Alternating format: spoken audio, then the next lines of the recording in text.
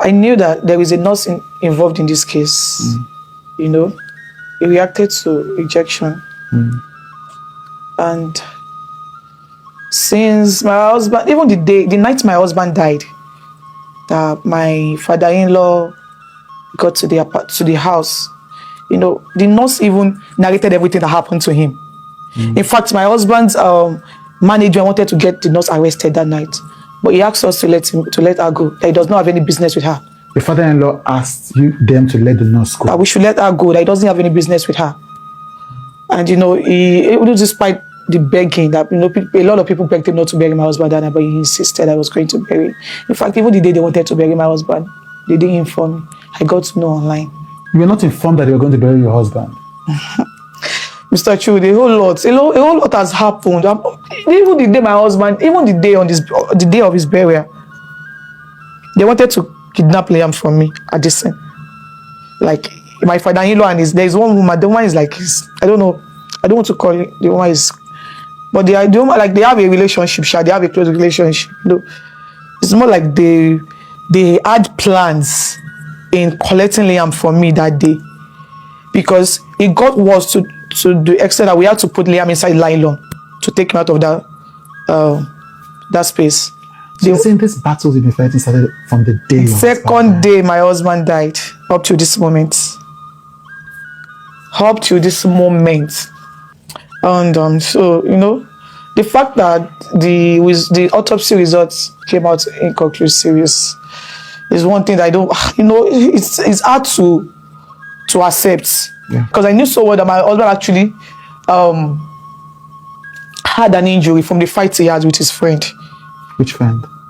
His name is Prime Boy. Okay. And I also knew that he reacted to an injection. Because my husband was fine before the nurse came, although he had an injury.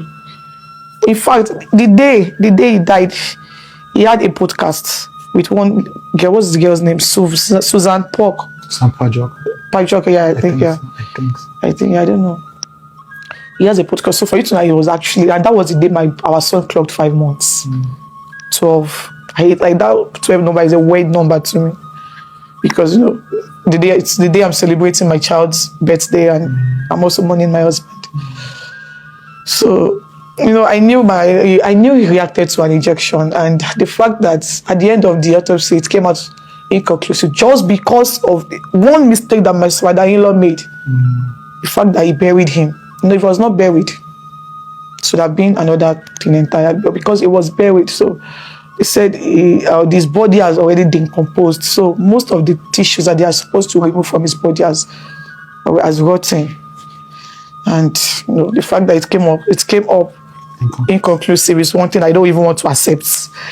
Because you know, Liam would go up to see all of these things, and he would ask me questions, you know, and the story would not be interesting if at the end of the day there was no justice.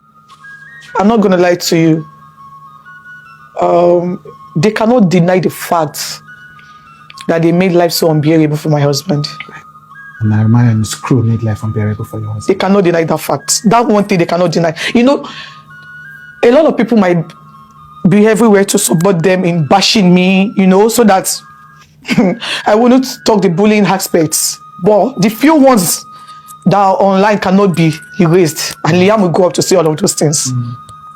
And I just pray that boy will not grow up to be traumatized, because imagine seeing group of people beating his father that way. You know, it is traumatizing, because even me that is his wife, whenever I think about those things, it really breaks me. I'm not gonna lie to you, but at this point I'm fighting for my life and the life of my child. So, and his father is not even like, his father has been on the Naramali side, like he has been talking, he has been speaking for them, you know. He has been trying to save them. Why do you think he's doing that? So who am I? I don't know. For any reason best known to him, I don't know. I really do not know.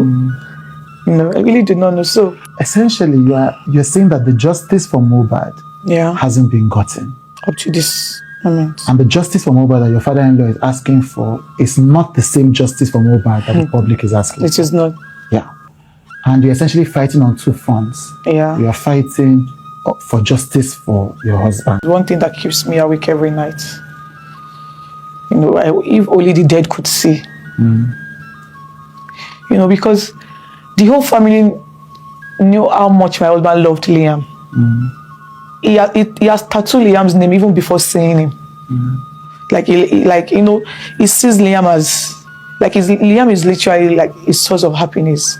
Whoever is happy with Liam is literally happy with the person, no matter how much he hates you. Do you understand? The whole family knows that. So whenever most family wants to see his good side, they will just have to carry Liam. You know, and the fact that all of them is done in his absence is, if only the dead could see, or he would have cried 100 gallons of tears. I'm not going to lie to you, because he would never believe this would be coming from his father. Because his father is one person that he loved so much. He doesn't joke with his father. His father first before anything. Okay, let me just say, now that he has a child of his own, maybe Liam first, then his father. And everybody knows how much he doesn't joke with his father. And so he would never believe his father would be the one to do this to his child. And you know, few days before his demise, his father was with us, I think on Saturday. He carried his baby and put him on his lap. They took pictures together. Like, I've not even seen closure at all. You know, it still feels like my husband is still alive, because he's in Yaba morgue. He has not been buried. He has not been buried. Yeah, he has not been buried. He has not been buried. It's so sad.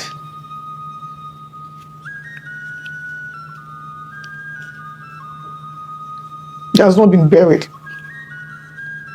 And he's been in pieces twice. You know, they literally did two autopsies. The government autopsy and the private autopsy my father-in-law did. And I can tell you for a fact that there is no genuine reason why he's still there. My father-in-law has no genuine reason. But you know, he's been granting interviews saying, oh, the government do not want him to get justice. The government is this, the government is that. Like, he's been manipulating the public. Like, he has said so many things. Like you know, people, I don't feel like there's anything that people would say, people would, like, this public, the people in public faces would believe again, because a lot has been said. Hello, my wonderful people. Yes, this is the first time Wunmi will be late mohbad wife is they talk on social media or anywhere about the demise of Mohbad, and you can see now that the story that people are presenting outside is not the same thing that Mohbad's wife is saying. You get, Mohbad's wife is also claiming that she is fighting for justice for late Mohbad with her husband, and Mohbad papa too is fighting for justice for Mohbad. Right now, me particularly is confused who is really fighting for justice for Mohbad. Wunmi they explain under this video, they talk say the reason why say Papa Mohbad they support Naira Marley and Sam Larry at the same time, that they are trying to hide about the bullying that they bullied Mohbad when he was alive. He said a lot of things that really touched me emotional, but you know, this is a case. You don't judge case with emotions. But you as a person that is watching this video, what do you think about what Wunmi said? Share your opinion on comment section. God bless you and share this video.